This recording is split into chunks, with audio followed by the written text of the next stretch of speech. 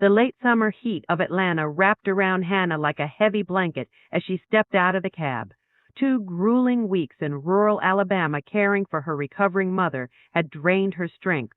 She felt starved for rest, starved for familiarity, and the one thing she longed for more than sleep was the comfort of her penthouse and her husband, Caden Monroe. Dragging her small suitcase behind her, Hannah entered the glistening lobby of the Sovereign, one of the most prestigious high-rises in Buckhead. Everything looked just as she had left it.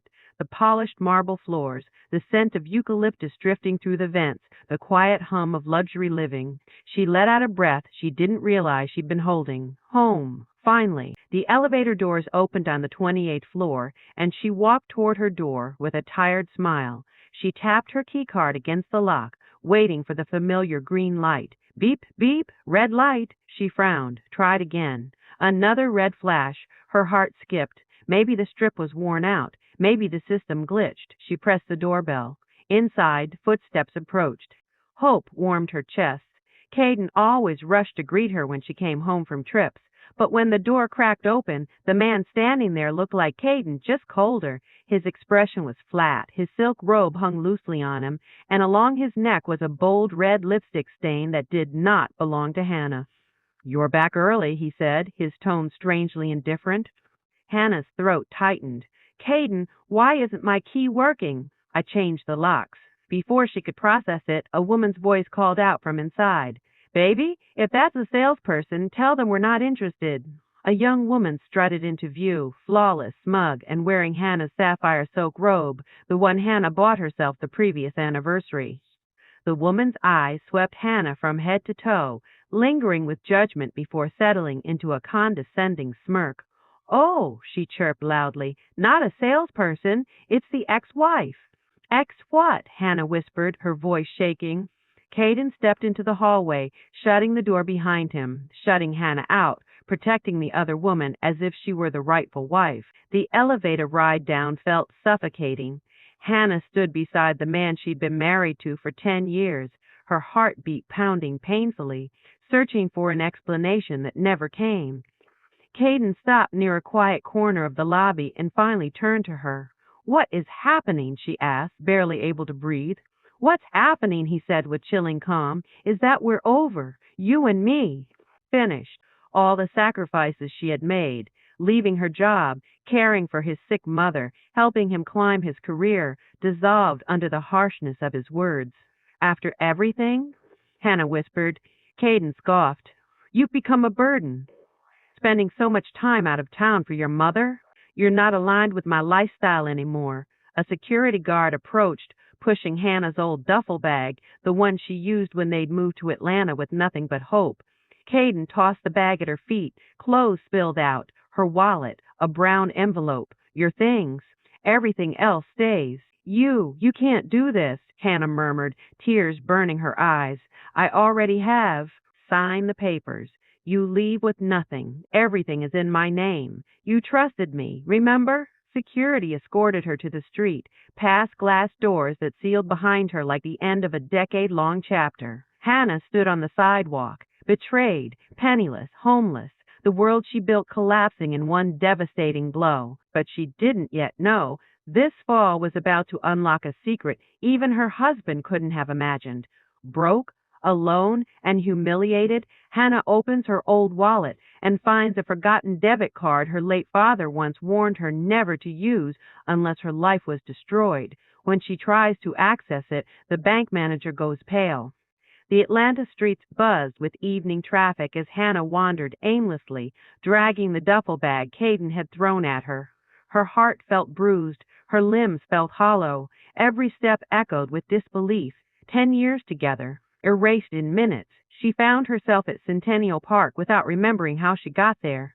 Families strolled by, lovers laughed, kids devoured ice cream cones. The world kept moving, oblivious to the shattering of hers. Hannah sank onto an empty bench. Tears stung her eyes, but she refused to cry loudly. The humiliation in the lobby still burned her skin. She opened the beat-up wallet Caden had tossed at her feet. Inside was a wrinkled $10 bill. $10. That was all she had left from a decade of partnership. Her phone was down to 5% battery. She quickly opened the banking app for their joint account. When the balance loaded, she nearly choked. $0. He had drained everything, even the savings she had before marriage. Her throat tightened dangerously. Without money, without a home, without a plan, where was she supposed to go? As she shoved the wallet back into her bag, something stiff caught against her fingers. A hidden slot inside the wallet held a faded photograph, one of her and her father, taken when she was 17. Behind that photo, she found something else. A thin, peeling blue debit card from a small regional bank called Heritage Dominion Trust. The card looked ancient. The bank logo was faded, almost ghostly. Hannah stared at it, stunned. She vaguely remembered her father pressing it into her hands before she left for college.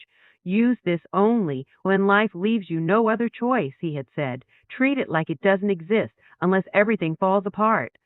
Back then, she thought maybe he'd left her a few $100s, a small safety net. Her hands trembled. If this wasn't everything falling apart, nothing was. The night grew colder. Hannah huddled under the awning of a closed shop, clutching the duffel bag to her chest, listening to the city's distant sirens and laughter. She didn't sleep. She simply endured until dawn. At 8 a.m., she stood in front of a small stone building sandwiched between modern glass offices, the Heritage Dominion Trust Bank. It looked like a relic of another century, solid, quiet, forgotten. Inside, the bank smelled of old paper. 2 tellers worked behind the counter, and a young man at the service desk looked up as she entered. "Good morning, ma'am," he said with a polite smile. His name tag read Kareem. "How can I help you today?" Hannah swallowed hard. I have an old card I need to check. I don't know the PIN." Kareem took the card and raised an eyebrow. "Ma'am, this card is older than I am. Let me try." He asked for her ID, typed her name, Hannah Reed, and waited. The system stalled. The screen glitched. He frowned. "That's odd," he murmured. "This account isn't showing a normal balance. It's flagged." Hannah stiffened. "Flagged? For what? Do I owe money?" "No, not that kind of flag," Kareem said slowly. "I've never seen this code." "Give me a moment. I need to access the legacy server." He typed a series of commands. The screen changed to streams of green code. Then it froze. Kareem leaned in. His eyes widened. His face drained of color. Is something wrong?" Hannah whispered. Kareem didn't answer. He stood up abruptly, nearly knocking over his chair. "Mr. Daniels?" "Sir, you need to come here now," he shouted, voice cracking with panic. A stern-looking, middle-aged man stepped out of the office, annoyed, impatient. "What is it, Kareem? What now?" Kareem stepped back, pointing to the screen with a trembling hand. "Sir, you need to see this."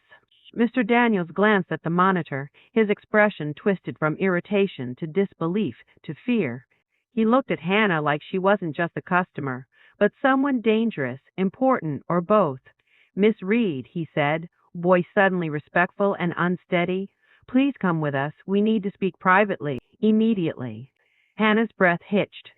The bank manager rushes to lock the doors and escorts Hannah to his office because the account her father left wasn't a savings account. It was something far bigger, and it has just activated. Hannah followed Mr. Daniels down the narrow hallway, her heart thudding painfully against her ribs. The bank manager's hands were shaking as he shut the office door behind them and locked it. Locked it. Kareem stood near the desk, looking torn between panic and awe. For the first time since yesterday, Hannah felt fear shift into curiosity. "What is going on?" she asked softly. "Did my father leave a debt? Something illegal? Just tell me." Mr. Daniels swallowed hard and sat down slowly, as if bracing himself. "Miss Reed, nothing about this is illegal, but it is highly unusual." He turned his monitor toward her. Hannah leaned closer, expecting numbers, a balance, maybe a few $1,000s at most. Instead, the screen displayed a corporate structure map, boxes, branches, subsidiaries, all attached to a single name, RAID, Heritage Holdings, LLC founder, Samuel Reed beneficiary, Hannah Reed sole heir. Hannah's eyebrows knit together. This isn't a regular bank account." "No," Mr. Daniels said. "It is what we call a master account, a gateway account that connects to a private holding company your father established years ago." "My father was a tobacco farmer," Hannah whispered. "He sold dried leaves out of our barn." Mr. Daniels shook his head gently. That was his public life. It appears he was also a remarkably successful land broker. He clicked another tab.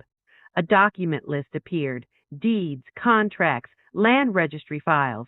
Hannah felt her breath catch. Miss Reed, he said slowly, according to these records, this holding company owns thousands of acres of farmland and pecan groves in South Georgia, all legally transferred to you as the sole heir. Kareem chimed in, voice cracking. And and the account has a special activation clause. What clause? She asked, her voice nearly a whisper. Mr. Daniels turned to her with a look that carried both pity and reverence. This company and everything inside it remains dormant and inaccessible unless one specific condition is met. You must access this account during a moment of personal financial collapse. Hannah's heart thudded. My father planned this? Yes, he replied. He set it up so the assets would activate only if your personal accounts were at or near zero, and if you initiated access yourself. It was an emergency fail-safe. Hannah stared at the card, suddenly understanding the weight behind her father's warning. Use this only when your life has no other way forward. Her father hadn't left her some money. He'd left her a lifeline big enough to reshape her entire future. Mr. Daniels opened a drawer and pulled out a sealed, yellowed envelope. This, he said, was left by your father to be given to you only if the account was activated. Hannah's fingers trembled as she broke the seal. Inside was a handwritten letter in her father's looping script. My Hannah, if you are reading this, then life has wounded you in a way I prayed it never would. I could not protect you from the world, but I prepared a shelter for the day it tried to break you. Do not weep for what you lost. Rebuild what is yours. This anchor was created so you would always rise again. Your strength is greater than any betrayal. Dad. Tears finally spilled down Hannah's cheeks, but for the first time in the last 24 hours, they were tears of recognition, not despair. Her father had always known she gave too much, cared too deeply, forgave too easily. He had built an escape hatch she never knew she'd need. Hannah wiped her face and breathed in deeply. So, she said quietly, what do I do now? Mr. Daniels straightened, regaining some professionalism. Our legal and financial advisors are already notified. They're waiting for your instructions as the new active owner of Reed Heritage Holdings. Kareem nodded respectfully. Whatever you need, we're here to assist you. Hannah looked at the screen again, at the acres, the deeds, the documents, the empire she never knew existed. The girl Caden threw out like trash no longer existed. A new version of Hannah was being born right here, inside a dusty old bank office. Hannah now controls thousands of acres, a dormant company, and the resources her father hid for decades. But power means nothing without a plan. And the man known as the architect, the most feared consultant in Atlanta, has just agreed to meet her. Hannah stepped out of the bank with a stack of documents, an envelope of emergency cash, and a clarity she hadn't felt in years. The shock was still settling in. An entire company, land, assets, and a hidden legacy now rested in her hands. But wealth wasn't the same as readiness. She needed direction. She needed strategy. She needed to transform this dormant empire into something powerful. Mr. Daniels had given her one last piece of advice before she left. There is someone who can help you, someone who deals with restructuring forgotten companies. They call him the architect. No last name, no office hours, no flashy website.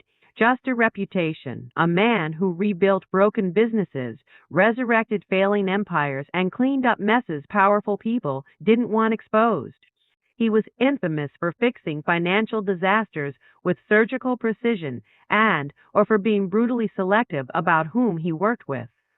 Hannah didn't call him. She doubted someone like that responded to voicemails. Instead, she went straight to the Midtown Financial District, a sea of glass towers and sharp suits, and found the address Daniels had scribbled on a card. A skyscraper of cold steel and mirrored windows loomed overhead. Inside, the lobby sparkled with minimalistic luxury. A receptionist, dressed in monochrome and confidence, eyed Hannah as she approached. Yes? Do you have an appointment? The woman asked. No, Hannah answered honestly, but I need to see him. Tell him Hannah Reed is here. Owner of Reed Heritage Holdings, LLC. 2,000 acres of agricultural assets, recently activated. The woman blinked, clearly thrown off by the unexpected credentials. The name and acreage made her straighten up. She picked up the phone. "Please wait," she said a moment later. 5 minutes passed, then 10. Finally, the elevator dinged, and the receptionist gestured. "He will see you." The invitation alone meant more than any approval stamp. Hannah entered the elevator and pressed the top floor, the only unlabeled button. The doors opened to a silent, pristine office overlooking the entire city. The air smelled faintly of cedar and ink, no sign of clutter or chaos, only precision. A tall man stood by the windows, hands in his pockets. He wore a tailored charcoal shirt with rolled sleeves, no tie, yet he radiated more authority than any suit she'd ever seen. He turned when she stepped inside. "Miss Reed," he said with a voice that was smooth but emotionless. "I am Elias Cole. People call me the architect." His gaze swept over her, not judgmentally, just assessing, calculating, mapping her like a puzzle he was deciding whether to solve. "I only have 10 minutes," he added. "Tell me why you're here." Hannah surprised herself with how steady her voice sounded. "I've inherited a dormant company with extensive assets, land, shares, and holdings. I need guidance to restructure it and make it operational again. And," she paused, her tone cooling, "I need protection. I have someone who will undoubtedly try to take advantage of me if he learns what I now own." "Who?" Elias asked, already expecting something messy. "My ex-husband, a developer in Atlanta. His name is Caden Monroe." A muscle twitched in Elias's jaw, the closest thing to a reaction she'd seen. "What do you want from me?" he asked. "I want you," Hannah said, "to restructure my company, teach me how to run it, and advise me through every move. I want to learn how to win a business war." For the first time, Elias's expression shifted ever so slightly, not a smile, but the hint of respect. "You're not asking me to fix a problem," he said. "You're asking me to build an empire." Hannah lifted her chin. "Exactly." Silence stretched between them, thick with possibility. Finally, Elias nodded. "Very well, but I warn you, I'm expensive." "I have assets," Hannah replied. "I just need strategy. And I don't handle personal revenge," he added calmly. "That's fine," Hannah said. "This isn't revenge. This is business. If revenge happens on its own, that's just gravity doing its job." Elias let out a short breath, the closest thing to a laugh. "When do we start?" he asked. "Yesterday," Hannah answered.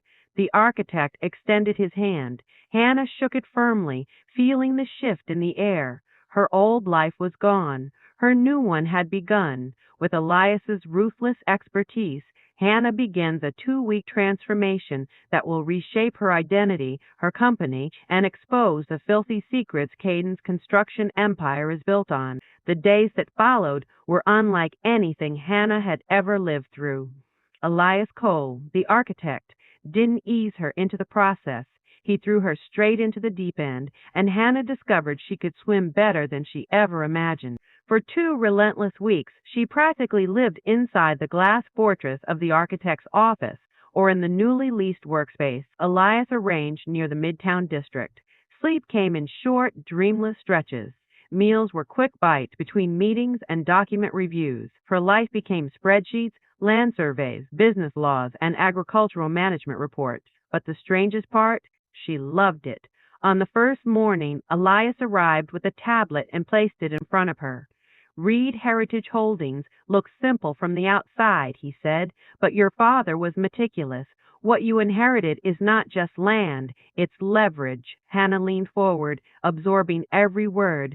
Elias clicked through the layers of the holding structure. It wasn't just pecan groves. It wasn't just farmland. Her father had quietly purchased shares in multiple agricultural corporations, shares that had multiplied in value over the years. A web of opportunities her father had left as a silent inheritance. "Your father wasn't just preparing you," Elias said. "He was decades ahead of everyone." Those words hit Hannah harder than she expected. Her father had always seemed like a simple man, hard-working, humble, gentle. But now she was uncovering a side of him no one knew, a side built entirely for her protection. Each day, Hannah learned something new, how to read profit statements, how land rights worked, how agricultural auctions operated, how to negotiate with corporate sharks without linking. She learned fast, faster than Elias anticipated. You absorb information like a strategist, he remarked one night as they reviewed water rights files. Most people break under this workload. Hannah smirked softly. I broke already. Now I get to rebuild. The transformation. As the company bloomed under their hands, Hannah transformed herself too. Her old clothing, stretched sweaters, faded jeans, travel-worn dresses, was packed away. Elias arranged a personal stylist who curated a wardrobe of tailored suits, structured dresses, and sleek blouses, the kind of clothing that silently announced authority. Her long, tired hair was cut into a sharp, shoulder-length bob that framed her face with newfound confidence. She exchanged her contact for reading glasses with thin black frames, a detail that made her look not only polished but formidable. Even her posture changed. Gone was the woman who stood small to avoid conflict. Hannah now carried herself with the quiet assurance of someone who knew what she owned, someone dangerous. The team. Elias brought in a small team, a financial analyst, a legal consultant, and an agricultural economist. They were efficient, hyper-focused, and loyal to Elias, which meant they were loyal to her. At night, when the offices emptied, Hannah and Elias would sit across from each other at the long conference table, illuminated only by the glow of laptop screens. Are you ready for what comes next? Elias asked one evening. That depends, Hannah replied. What is next? Elias turned the screen toward her. A list of companies filled the page. These are the businesses supplying materials to Caden Monroe's construction firm, he said. Every one of them has unpaid invoices. Some are months overdue, some years. Hannah's blood ran cold. Caden wasn't just selfish. He was running his business on the backs of small suppliers, starving them while living lavishly. How many? She asked. 12 suppliers. A total of $490,000 in unpaid debts. Hannah stared at the number. Can we buy the debt? She asked. Elias looked at her with something like approval. We already started. Her pulse quickened. Once we own the debt, Elias continued, Caden will owe all of them, and therefore owe you. A slow, steady determination settled in Hannah's chest. She didn't want Caden's apology. She didn't want Caden's love. She didn't want Caden back. She wanted every piece of control he once held over her flipped in her favor, and she wanted it done legally, strategically, and completely. As Elias quietly buys every debt Caden owes, Hannah prepares for a face-to-face meeting with the man who threw her away, a meeting he thinks will win her back, but one she will use to bury him. Caden Monroe didn't know he was running out of time. While Hannah spent 2 weeks rebuilding herself and resurrecting her father's empire, Caden enjoyed the illusion that everything was finally falling into place for him. With Hannah gone and his mistress clinging to his arm, he felt unstoppable again. But the longer the phone stayed quiet, no calls from suppliers demanding payment, no angry reminders, no threats, the more confident Caden became. He assumed his charm, reputation, or intimidation had scared them off. He was wrong. Elias had simply bought every debt behind the scenes, and Caden was about to face the woman he once underestimated more than anyone. The Flowers. On a Wednesday afternoon, as Hannah reviewed architectural blueprints for a future development, Elias entered the room carrying a box. Hannah, he said, these arrived at your suite. Inside was a bouquet of white roses, Hannah's favorites from years ago, and tucked between them was a small handwritten note. Hannah, let's talk. I think we both said things we regret. Dinner tonight, our old place. Caden Elias raised an eyebrow. Are you going?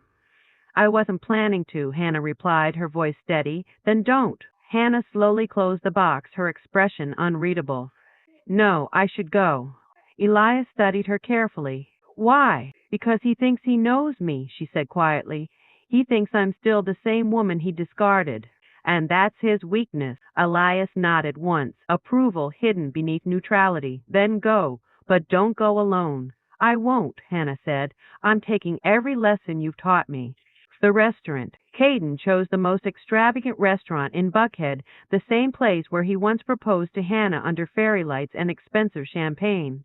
He arrived early, ordered a 600 bottle of wine, rehearsed his smile, and practiced the tone he believed would melt her heart, a blend of apology, charm, and superiority. When Hannah walked in, conversations around the room paused subtly. She looked nothing like the woman Caden had thrown out. Her sharp bob framed her face. Her navy blue tailored dress hugged her with effortless authority. Her heels clicked confidently against the marble floor. Caden's jaw slackened. Hannah, wow, you look different, she asked calmly. He swallowed. Beautiful. She didn't respond. She simply took her seat. The performance. Caden reached for her hand. Hannah, listen, I made mistakes. I was under pressure. Business has been rough. Investors have been pulling out. And I was lonely, Hannah finished for him. Caden exhaled dramatically. Yes.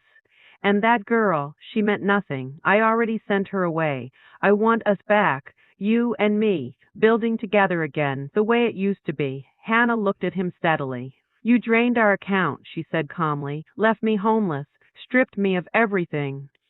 Caden looked genuinely shocked she'd brought that up. That was a rough moment. Look, we can put it behind us. We're stronger together, Hannah. I know you. You're forgiving. Hannah leaned back, cold amusement flickering in her eyes. What makes you think I want you back, Caden? Because you're here, he said confidently, and because you've always needed me. Hannah held his gaze.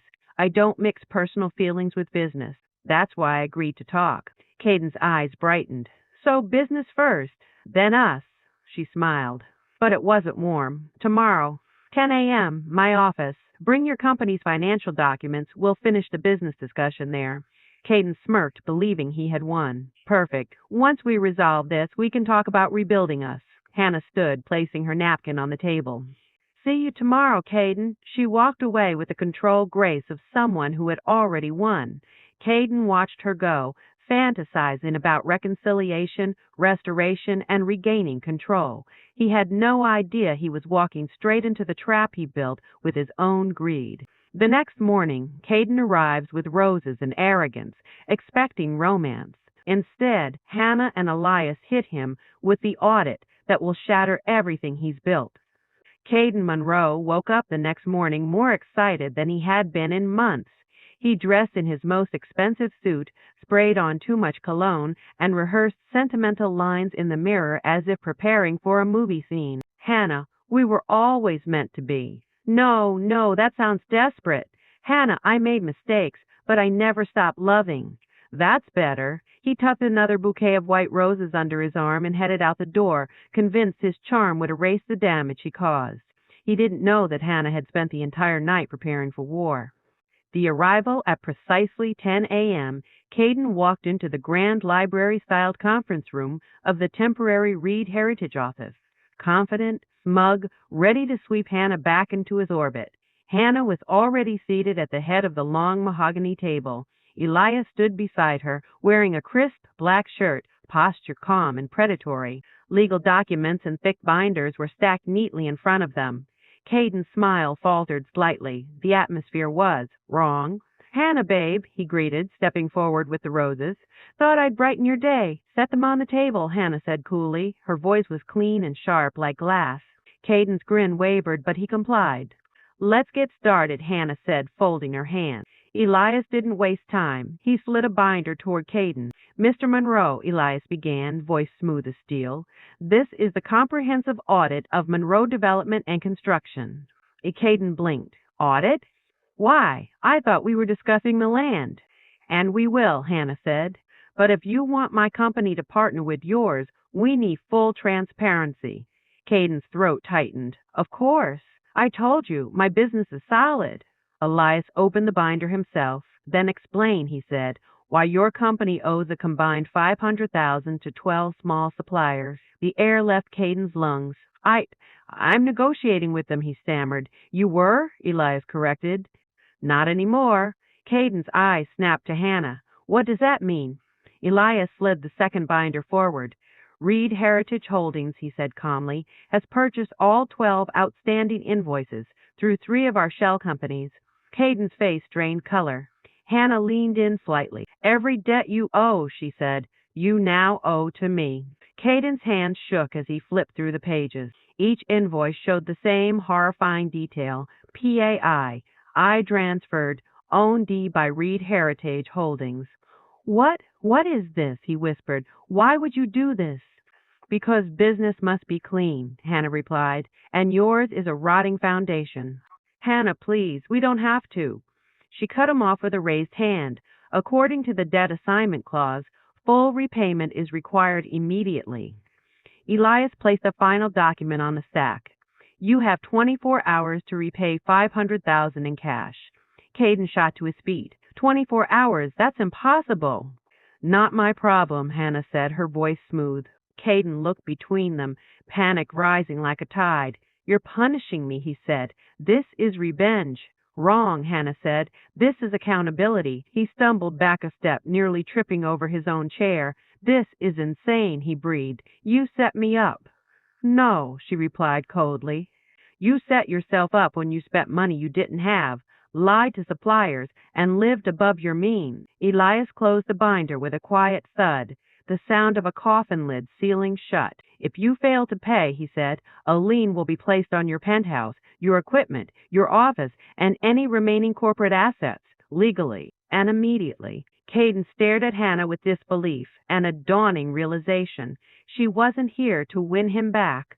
She wasn't the woman he threw away. She was the woman he should fear. Hannah, he whispered, voice breaking, don't do this. She rose to her feet calmly. You have 24 hours, Mr. Monroe. Good morning. With that, Elias escorted him out, the same way security once dragged Hannah from Caden's building, only now their roles were reversed. Caden scrambles across Atlanta, begging banks and investors for help, but word of the audit spreads faster than he can drive. And as the clock ticks toward the deadline, the walls begin to close in. Caden stumbled out of the building, sweat gathering at the base of his neck despite the cool morning air. The city felt different, harsher, louder, heavier. He had walked into Hannah's meeting confident, smiling, dreaming of reconciliation. Now he walked out with a death sentence. 500,000, 24 hours, cash. It might as well have been $1 million. As Caden stumbled toward his car, his phone buzzed. He snatched it up, praying for a miracle, but it was only a reminder for his mistress's spa appointment, an appointment he was paying for. He deleted it angrily. Think, he muttered as he started the engine. He started calling every contact he had. The banks. His first stop was Regal Bank, where he had maintained a line of credit for years. His private banker, a man who once greeted him with champagne during big deals, barely met his eyes today. $500,000 in cash? The banker repeated. Mr. Monroe, I'm afraid your credit limit is maxed. Then increase it, Caden snapped. The banker shook his head. I can't, not after the report we received yesterday. Caden froze. What report? The man cleared his throat. Just internal updates. I'm sorry. Caden realized then that the audit Elias conducted wasn't just paperwork. It was a message, and every bank in the city had heard it. The investors. Caden raced to another meeting. An investor in Buckhead who'd once praised him as Atlanta's most ambitious developer. Leroy, buddy, Caden said breathlessly, I just need a bridge loan. Short term. Leroy, bud. I'm about to secure a huge land deal. Leroy lifted a hand. I heard about the land deal, he said. Word is the owner wants nothing to do with dirty books. Caden blinked. You heard? Everyone has. Caden's throat tightened. He tried 2 more investors. Same door slammed. Different excuses. Doors that once opened for him now shut in his face. By the 10th hour, Caden was pacing outside his penthouse, pulling at his tie. He called more people. Developers, old colleagues, even rivals. Sorry, man. Can't help. Oof. That's tough. You're radioactive right now. Figure your stuff out. Each call chipped away at him. And then, the worst blow. One call went straight to voicemail. His best friend of 12 years wasn't even answering. Caden finally punched his steering wheel. Cowards! All of you! But deep down, he knew the truth. He had burned every bridge long before today. Elias and Hannah had simply turned on the lights. HOU 11. Annalise. Caden dragged himself back into the penthouse.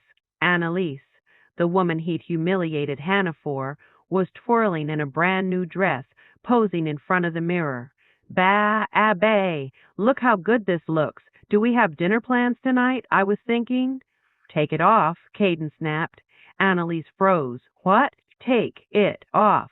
His voice cracked. Sell it. Annalise stared at him like he'd grown another head. Excuse me, we're out of money, he shouted. Everything. Gone. Her face drained. You're joking, he grabbed his hair in frustration. Hannah bought my debts, all of them. She gave me 24 hours. I have to pay $500,000. Annalise blinked, then let out a dry, humorless laugh. Oh, so your little charity case became the boss. That's poetic. Caden glared at her. Don't start. No, she snapped. You don't start. You told me you were set for life. You told me the penthouse was safe. Everything was yours. It was. Well, clearly it isn't, she screamed. I'm not selling my bags for your stupidity. Caden's face twisted. Those bags cost me thousands. She cut him off, voice venomous.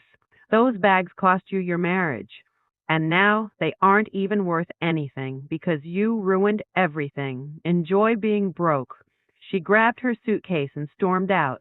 Caden didn't chase her. He couldn't, because as the hours ticked away, he realized he wasn't fighting Hannah. He was fighting the consequences of his own ghosts, and the ghosts were winning. As the deadline hits, there's a knock at Caden's penthouse door.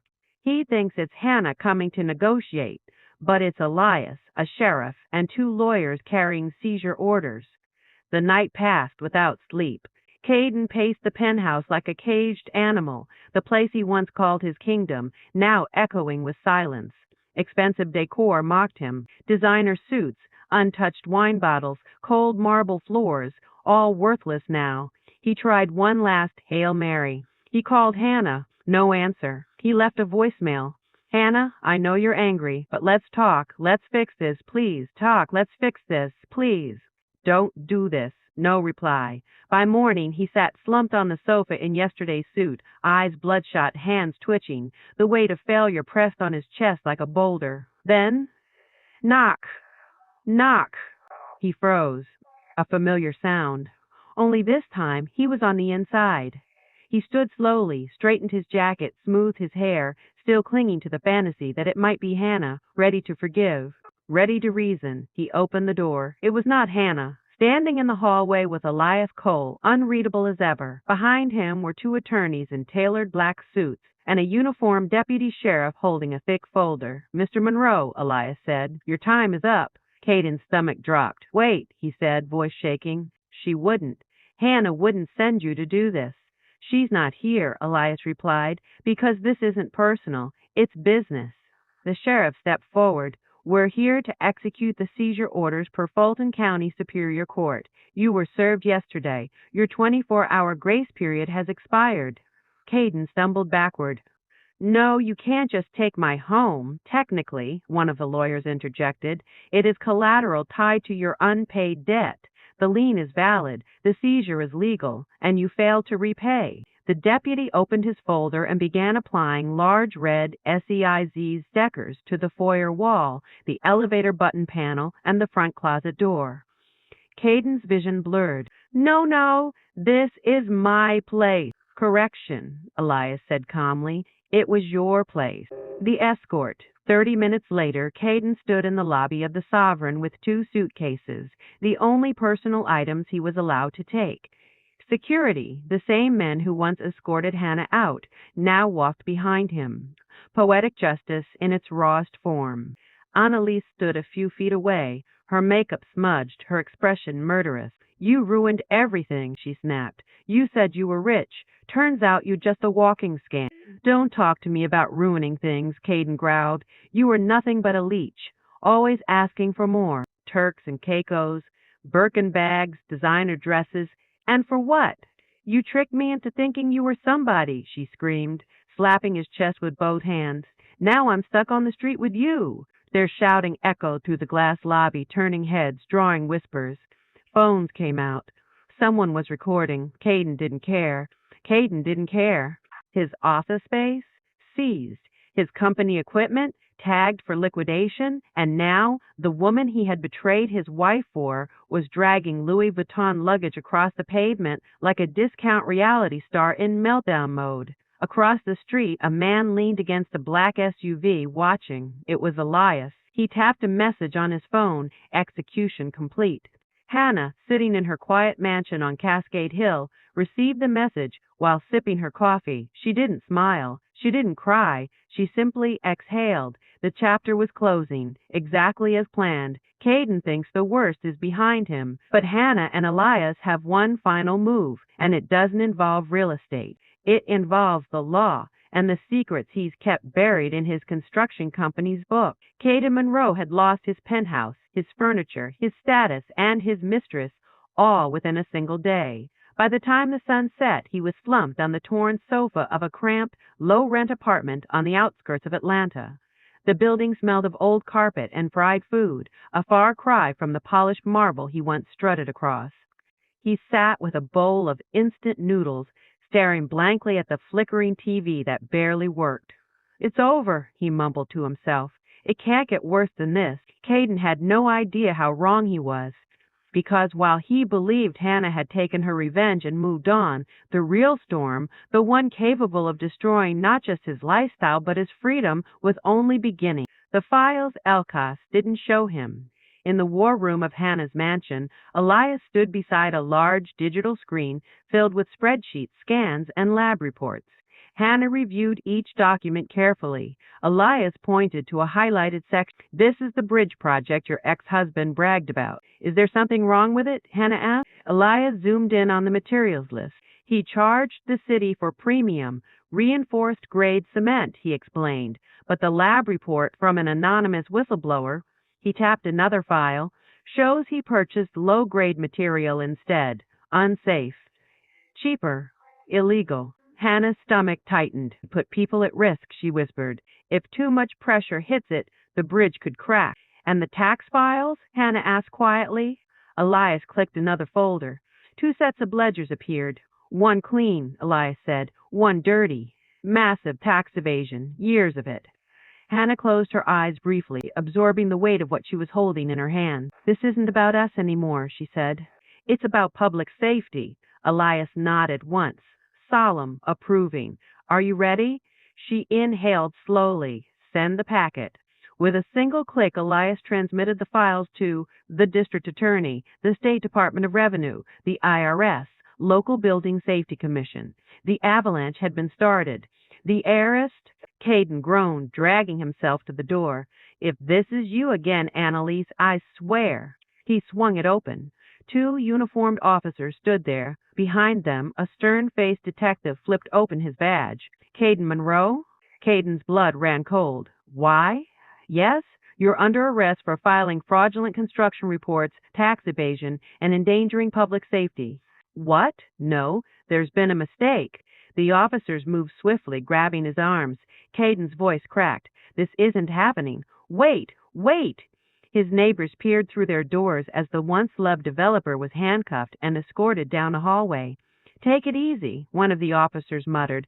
"This could have been avoided if you hadn't cut corners." Caden shouted, desperate. "Who turned me in? Who did this?" The detective stared at him coldly. "A concerned citizen," he said. They shoved him into the police car. Caden's face pressed against the window. A stranger standing on the sidewalk filmed the arrest. Within hours, the clip would hit Atlanta gossip blogs and social media. Caden Monroe, the man who once lived above the skyline, was now plastered across the internet in handcuffs.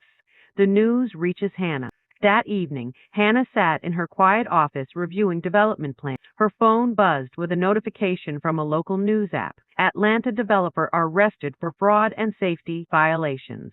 A grainy photo of Caden in handcuffs filled the screen. She stared at it for a moment. No anger, no joy, no guilt, just closure. Slowly, Hannah turned off her phone and exhaled. "This part is over," she whispered. Elias stood in the doorway, arms folded. "Now you can focus on building, not fighting." Hannah nodded, and for the first time since the meltdown of her life, she felt an unfamiliar sensation rising in her chest. Peace. With Caden behind bars and the past finally buried, Hannah began shaping her true legacy, starting with a bold plan for the very land her father entrusted to her. With Caden behind bars and the last thread of her old life finally cut, A calm silence settled over Hannah's mansion. It didn't feel empty. It felt ready, ready for something new, something that wasn't born of survival or reaction, but intention. The following morning, sunlight poured through the tall windows of her study, lighting up the piles of blueprints, maps, and reports spread across the massive table. Hannah walked in with a fresh cup of tea and a mindset sharper than ever. Elias stood near the far wall, reviewing a projected map of the 2,000 acres her father had left behind. Rows of pecan groves, stretches of farmland, unused clearings, all glowing in neon outlines. Shall we begin? He asked. Hannah nodded. Let's build something that actually matters. Elias clicked a remote, zooming in on the northern section of the land. Your father didn't just buy old farmland. He bought strategically water access, highway proximity, zoning flexibility. This acreage could become a luxury development, commercial hub, resort. No, Hannah interrupted gently. Elias paused. No. Hannah stepped closer to the projected map, her eyes steady. Caden wanted luxury, exclusivity, a shiny monument to himself. I don't want that. Elias tilted his head, curious. What do you want? Hannah traced her finger along the outline of the groves. These lands supported families for decades. Workers, people like my father, people who never got recognition or financial stability, even though the entire region ran because of them. Her voice grew stronger. I want homes, she said, real homes, affordable but dignified, clean streets, safe parks, and access to a school and clinic. Elias blinked, surprised. Subsidized housing? On prime land? Yes, she said firmly. This land is already a blessing. It should bless others. A slow smile shaped Elias's lips, one of rare approval. You're not just rebuilding an empire, Hannah. You're rewriting what an empire is. Hannah exhaled. Then let's design one worth inheriting. The new blueprint for ours. They reimagined the acres. 250 acres for modern, affordable homes. 2-story townhouses with good insulation, safe playgrounds, and a community center. 15 acres for a small medical clinic, staffed with rotating physicians and nurses from Atlanta partnerships. 20 acres for a K-8 school, bright classrooms, STEM labs, art rooms, not the bare minimum schools rural areas were used to. 25 acres for the Reed Agricultural Training Center, a place to teach modern farming, business, and sustainable techniques, free for local workers and small suppliers, public spaces, walking trails, picnic areas, green fields, a market plaza for local businesses. Elias pinched the bridge of his nose, as though processing something unexpected. This is ambitious. It's necessary, Hannah said simply. And expensive, Elias added, but you have the assets. Hannah looked at her father's land on the screen, imagining the families who would live there, the children who would run across the fields, the workers who would finally own something instead of surviving paycheck to paycheck. My father left me an anchor, Hannah said softly. I'm turning it into a foundation. The surprised visitor. As they wrapped up plans, the security desk buzzed her intercom. Ms. Reed, there's someone here asking to see you. Says his name is Carlos Jennings. Elias raised an eyebrow. Do you know him? Hannah froze. The name hit her chest like a memory. Carlos used to work with my father, she murmured. He was like an uncle to me growing up. Elias gestured. Bring him up. Moments later, the door opened, and an older man stepped inside. His hair was graying, his hands calloused, his face worn but kind. His eyes welled up the moment he saw her. Hannah, he whispered, you look just like your daddy. Hannah felt her throat tighten. Carlos, it's been so long, he nodded, voice shaking with emotion. I heard about what happened and about what you're planning to build. He placed a hand over his heart. Your father would have been proud, so proud. Hannah blinked back tears, but this time they were soft, grateful ones. This wasn't just revenge anymore. This was healing. With support growing and plans solidifying, the real test begins, transforming 2,000 acres into a community. But as construction begins, an unexpected offer arrives from someone Hannah never thought she'd hear from again. The next several weeks moved like a whirlwind. Survey teams combed through the land. Architects finalized designs. Environmental analysts ensured the soil and water quality were optimal for sustainable development. Contractors lined up, honest ones, reliable ones, grateful for the chance to work with a company that paid on time and respected them. The Reed Housing Project, as locals were already calling it, spread across social media like wildfire. People praised the vision. Workers applied for jobs. Suppliers who once struggled under Caden's delays now found hope in Hannah's stability. And through all the chaos, Hannah found herself stepping into leadership with ease. She walked the fields with Elias every morning, boots sinking into soft earth as the future unfolded around them. She attended board meetings, clarified budgets, negotiated with suppliers, all with the confidence of someone finally aligned with her purpose. Yet beneath her calm exterior, a lingering tension hummed. Hannah had closed the chapter with Caden by law, but emotionally, there were still shadows she couldn't quite shake. The grounds become a community. At dawn one morning, Hannah and Elias stood on top of a hill overlooking the first cleared construction site. Trucks moved in formation. Workers hauled steel beams.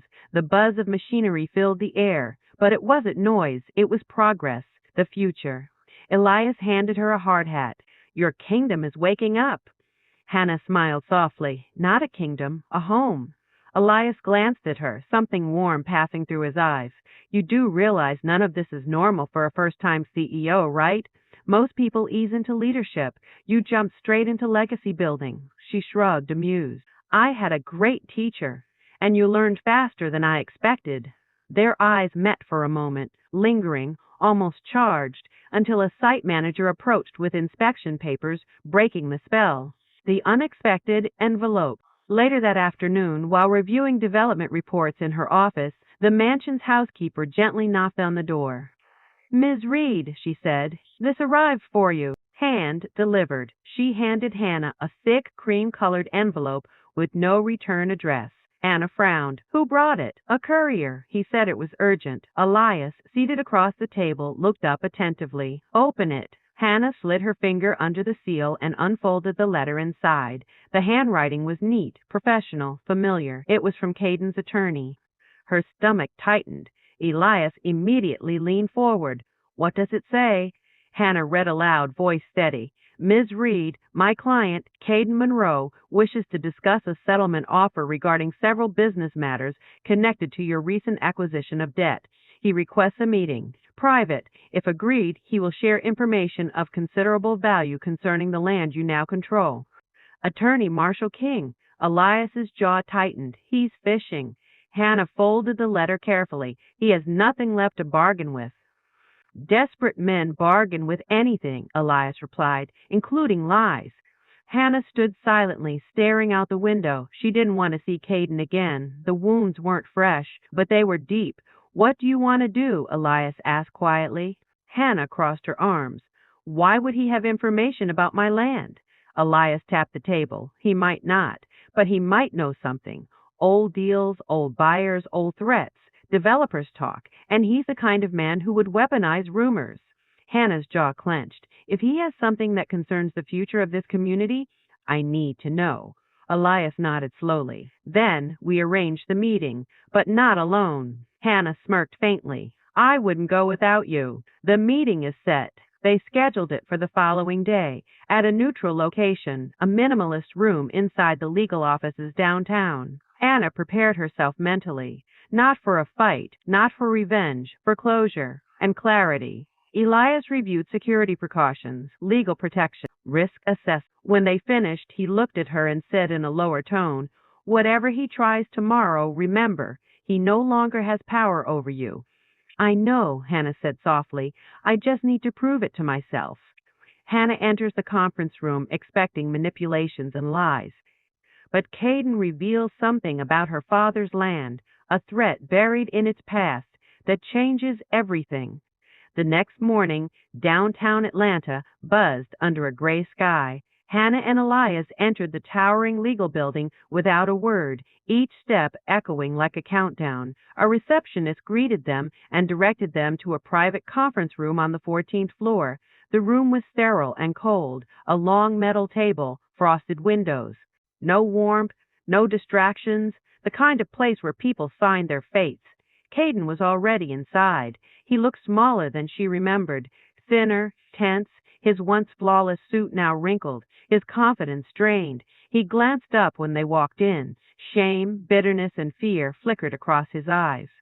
Hannah, he said softly, almost pleading, thank you for coming. She didn't sit immediately. She studied him the way Elias had taught her, emotion second, information first. Elias remained by her side, silent, a tall shadow of authority. When she finally sat, Caden exhaled shakily, as if her presence alone had taken the air out of his lungs. Let's get straight to the point, Hannah said. Your lawyer said you have information about my land. Say what you came to say. Caden swallowed. Before that, I just want to say I'm sorry. Hannah didn't blink. Noted. Now talk. Caden's jaw tightened. Her indifference cut deeper than anger would have. He slid a manila folder across the table. You think you know everything about that acreage? His voice grew darker. But there's something your father didn't put in the official record. Elias's posture stiffened. Be precise. Caden nodded at the folder. Open it. Hannah hesitated, then lifted the flap. Inside were photocopies of old county maps, newspaper clippings, handwritten notes, and property transfer documents from decades before she was born. She scanned the maps, old survey boundaries, odd markings, arrows pointing to unknown zones. Her brow furrowed. What am I looking at? Caden pinched the bridge of his nose. About 40 years ago, a corporation tried to buy that land from the previous owners, long before your father ever touched it. The deal fell apart. Lawsuits followed. The company folded, but the rumor never died. Elias leaned in, eyes narrowing. What rumor? That the land wasn't just farmland, Caden said quietly. That part of it sits on top of mineral-rich ground. Hannah looked up sharply. Minerals? Caden nodded, fear flickering in his expression. Not just any minerals, rare earth elements, the kind companies fight for. The kind governments fight for. Silence gripped the room. Elias exchanged a look with Hannah, one part surprise, one part skepticism. Why didn't this appear in the public records? Elias asked. Because nothing was ever confirmed, Caden replied. The testing company that surveyed the land disappeared before their results went public. Some said the samples were faulty. Others said the company was paid to shut up. Hannah's hand tightened around the folder. And how do you know all this? Caden exhaled, defeated. Developers hear things. Old rumors, whispers. I didn't care before. It didn't concern me. But now, he looked at her desperately. Hannah, if someone else out there still believes the land has value beyond farming, you could have predators you don't even know about. Predators, threats, hidden value that might attract the wrong kind of attention. The idea crawled under Hannah's skin. Her father had been secretive, strategic, always planning several steps ahead. Could he have known something deeper about the land, something that required shielding? Elias spoke softly. Why bring this to us now? Caden's mask cracked, fear pouring through. Because I'm out of allies, he admitted. And if this rumor is true, someone could come after you, or after me to get to you. I'm trying to make things right, Hannah. Even if you don't believe me. Hannah closed the folder slowly. For the first time in months, she wasn't thinking about revenge or justice. She was thinking about danger, generational danger, the kind her father might have predicted and protected her from. Elias placed a hand on the table, anchoring her back to the present. We'll investigate this, he said calmly. No decisions today. Caden nodded. That's all I ask. Hannah stood. This doesn't erase anything you've done, but I'll look into it. Caden lowered his head. It's more than I deserve. As she walked out with Elias clutching the folder, a new unease crept into her spine. Her land wasn't just valuable, it might be a target. Hannah and Elias began digging into the land's mysterious past, uncovering secrets her father buried, and a powerful entity quietly watching her every move. Hannah expected relief after leaving the meeting with Caden, but instead, a heavy unease followed her every step. The manila folder felt heavier than paper, as if it carried the weight of unfinished business her father had taken to the grave. Back at the mansion, she placed the folder on the long conference table. Elias stood beside her, silent, assessing. Do you believe him? She finally asked. Elias tapped the folder once. I believe in information, not men, especially not men like Caden Monroe. But if there's truth in this, Hannah said slowly, it changes everything. Elias nodded. Then we verify it. Digging into the paste, they spent the next hours combing through the contents. Old county land records and written notes by unknown surveyors, newspaper clippings from decades ago, corporate documents from a long defunct company called Saxon Resource Group. The articles were vague, mentions of land disputes, rumors of unreported findings, and a sudden corporate shutdown. Nothing definite, nothing concrete, but the maps. The maps told a more compelling story. Elias spread them out on the polished table. Look here, he said, pointing to a shaded region on the northern edge of her land. It's marked differently. Old mineral test sites, maybe. Hannah's pulse quickened.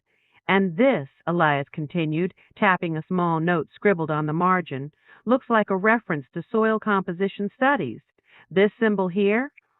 It's used for rare earth sampling. So it's true, Hannah murmured. There might be minerals. It's possible, Elias said cautiously, or it might be a dead rumor. But your father didn't buy land by accident. This note, he handed her a small torn scrap, mentions a protective clause.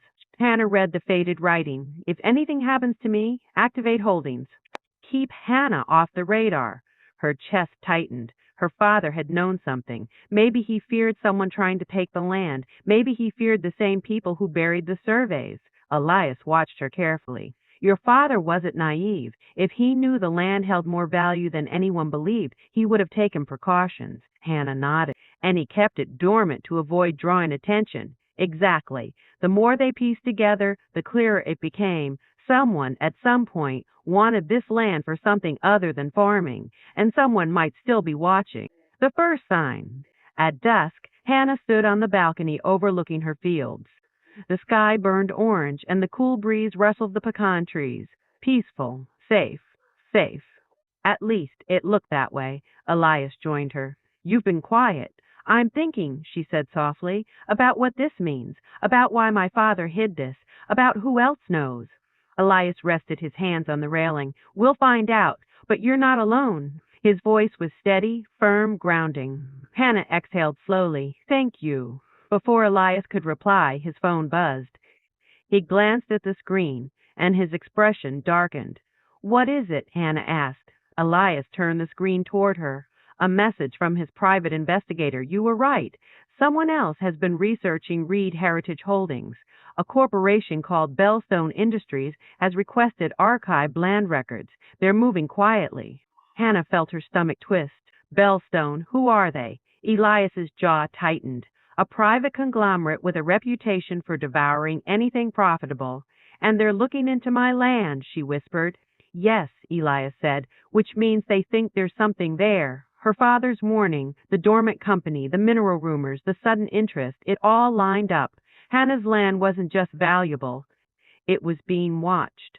I need to protect the community project, she said firmly, and the land. My father's legacy can't be taken by some corporation. Elias nodded. Then we prepare, quietly, strategically, and without panic. Hannah straightened her shoulders, a spark of steel in her eyes. I'm not losing anything ever again. As Bellstone Industries circles the land her father once shielded, Hannah prepares for a confrontation unlike anything she's faced before, and a partnership with Elias becomes something deeper, stronger, and destined to reshape both their futures. Bellstone Industries was not a company that made public noise. Their power lived in closed boardroom decisions, quiet acquisitions, and sudden takeovers that left small landowners scrambling before they even realized what had happened. And now, they had set their sights on her. Hannah stood in the strategy room at sunrise, surrounded by maps of her acreage and documents pinned across the wall. Elias entered quietly, a folder in hand, his expression carved from stone. They made their first move, he said. Hannah didn't flinch. What did they do? They filed a request with the county for geological access. If granted, they can legally inspect the land. Hannah stiffened. And if they find something, they'll attempt a hostile purchase. Her jaw tightened. Not happening. Elias placed the folder on the table. Then we need to act first. The countermove. Throughout the morning, Hannah and Elias worked side by side, calculating, strategizing, designing a defense around the land her father had quietly protected for decades. Bellstone thinks you're inexperienced, Elias said. They're betting on intimidation. Then I need to become someone they can't intimidate, Hannah replied calmly. Together, they crafted a three-tier plan. You know, Elias said, you handle today better than most seasoned executives. Hannah chuckled softly. Maybe I was meant for this. Elias turned toward her. Maybe you were meant for more. Their eyes held for a long moment. No noise, no tension, only quiet understanding. Elias cleared his throat slightly. There's one more step, if you want it. What's that? She asked, formally registering Reed Heritage Holdings with both of us as joint executive directors. Hannah blinked. Both of us? You have the heart, Elias said. I have the structure. Together, we can build something no corporation, Bellstone or otherwise, can ever break. Hannah's chest warmed. This was more than a business offer. It was trust, respect, partnership. She extended her hand. Let's build it together. Elias took her hand firmly. Together. Epilogue. 6 months later, children's laughter echoed across the newly built playground in the center of the Reed community. Families moved into fresh homes. Workers earned fair wages. The clinic neared completion. A school rose from the foundation like a promise. And above it all, Hannah stood beside Elias, both wearing hard hats, looking out over the community she once never imagined leading. She had lost a marriage, a home, her savings, and her sense of identity. But she had gained something far greater, a legacy, a future, and a partner who believed in her strength as much as she did. Hannah Reed was no longer the woman pushed out of a penthouse with a duffel bag. She was the woman who built an empire from the ground her father saved for her, the woman who chose her own destiny. Did you like the story? Which city are you listening from? Let's meet in the comments. If you enjoyed the story, you can support me by sending a super thanks so I can keep creating more stories like this. Thank you so much for your sweet support. There's a lot more waiting for you on my channel, Tales by Aunt Emery. Don't forget to subscribe.